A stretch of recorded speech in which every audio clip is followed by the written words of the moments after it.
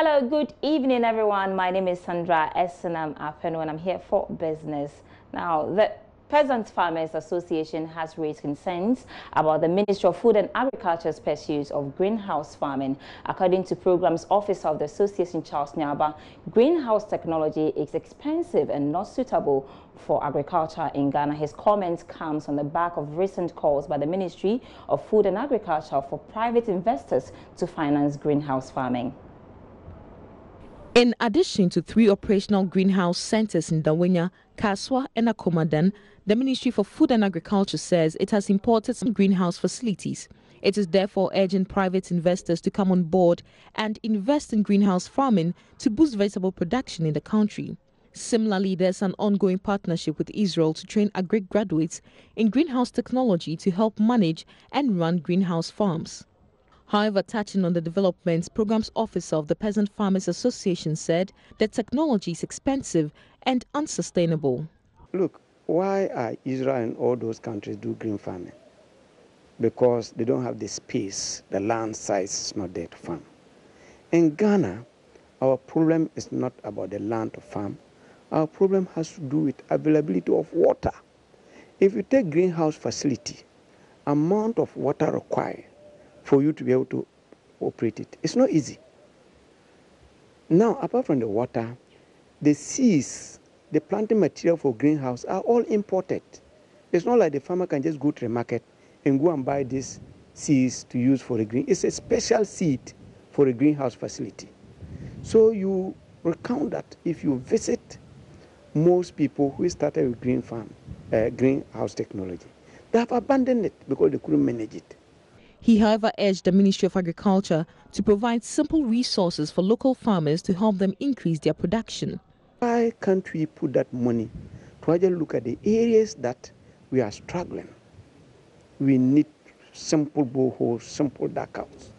Farmers need to be able to access seeds, simple planting materials. All these things are not done. But because Israel are doing it, we also want to go in to do it. After doing it, would the farmers be supported to buy the greenhouse facilities?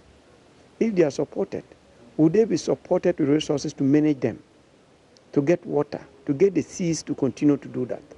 And how many farmers will be able to acquire these facilities? So to me, I think it's a misplaced priority. Greenhouse farming is a system of growing crops under controlled environments in enclosed structures. For Joy Business, Sheila Tamaklo.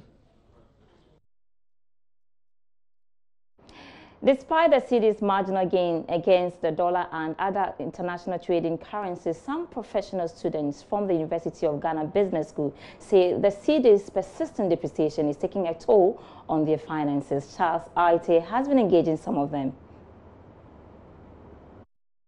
I do have here with me Charles and Solomon, as well as Clement. They're going to be sharing with us their thoughts on this whole issue of the cedi. I had to convert the cedis into pounds. Well, it was a cry to them actually, because they were very willing to help me pass or write the paper, but yes, when it came to the part where I had to convert the cedis to pounds, and talking about pounds being £1 to 6 points. I mean, one of the strongest currencies that we so have.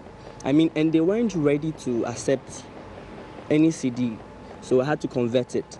Even the trouble of conversion was hell. So sometimes it delays the process of you having to access the education, right? What about, I'm going to come back to you, but what about you, Solomon?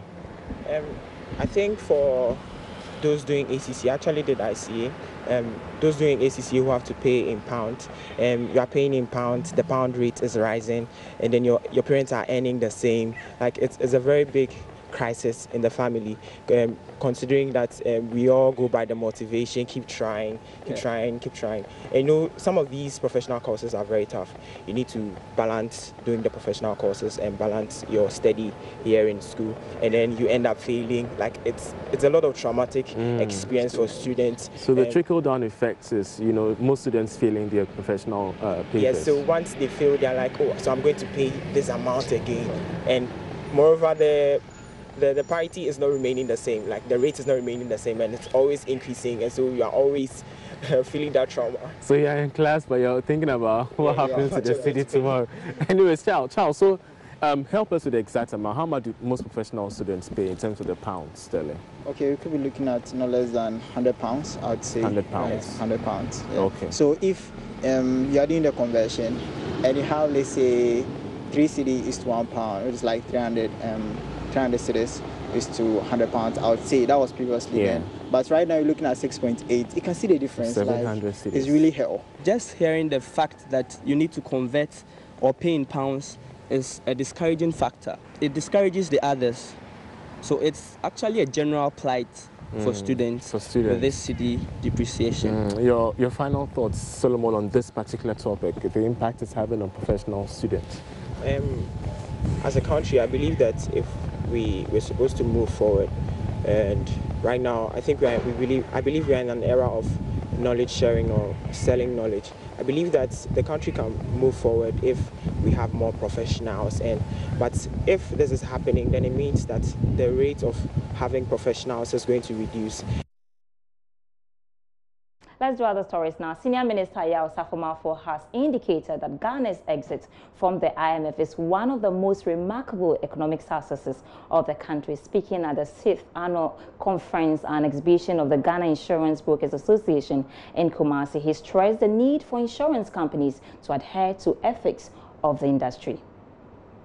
The industry players must make insurance attractive, and you may not need even a law to get more people to buy them. Many people complain about insurance companies doing everything possible to avoid paying claims or undue delays in the payment of claims. Insurance companies. When people want claims settled, there are always people in difficulty. So that when people are at that psychological trauma, looking for what is due them, which you have taken by law, and by law they should get something out, and you play all kinds of delay tactics to frustrate such claimants, it's just not right. And that is what will make them lose confidence in the insurance business. Let's take a look at news making headline elsewhere, and final IMF disbursement to hit Ghana's accounts on March 29. Details in our local wrap. The International Monetary Fund has disclosed that the final tranche of the $925 million extended credit facility will be paid to government on March 29, 2019. The IMF officially ended the extended credit program for Ghana on March 20, 2 weeks earlier than the April 2019 deadline. The government has been one to resist any temptation to lift the ban on employment into the public sector at the end of the International Monetary Fund program on April 2.